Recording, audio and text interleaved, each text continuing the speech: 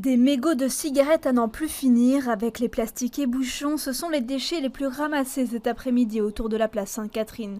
Munis de leurs pinces, ils étaient une quarantaine à s'être réunis ce dimanche dans le but de rendre la ville plus propre. Alors moi ici j'ai un sac plastique poubelle pour tout venant, donc tout ce qui est en dehors de PMC, etc.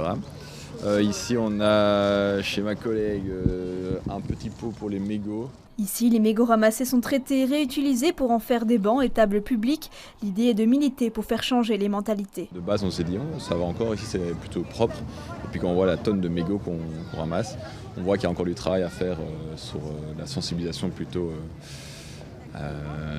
avant qu'ils arrivent par terre, en amont.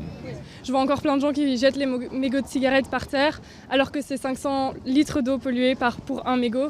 Donc c'est vraiment énorme et c'est une petite action qu'on peut arrêter de faire et qui fait vraiment beaucoup d'impact. Parmi les bénévoles, des personnalités sont aussi de la partie, comme ici avec le rappeur Youssef Swatz, une bonne manière de sensibiliser les communautés qui suivent ces artistes. Je pense que c'est important qu'on se bouge pour ça, pour envoyer des signaux, parce que je vois que depuis tout à l'heure, il y a plein de gens qui passent et qui voient, il y a des enfants aussi autour.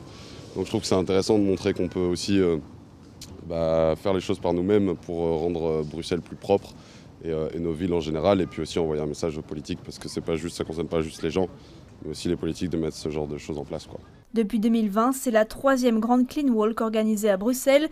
Derrière cette initiative, la SBL veut sensibiliser au zéro déchet. On essaye de sensibiliser les gens vers un autre mode de vie. Donc dans l'organisation d'aujourd'hui, il y a une dame qui est venue pour présenter un e-shop par exemple en zéro déchet et en slow fashion. Donc c'était vraiment pour essayer de faire passer un message à travers notre action et dire que toutes les solutions sont possibles et qu'on peut tous avancer vers la transition. Cette année, 12 000 mégots ont été récoltés. Pour éviter que ce chiffre n'augmente, un seul geste, jeter ses déchets à la poubelle.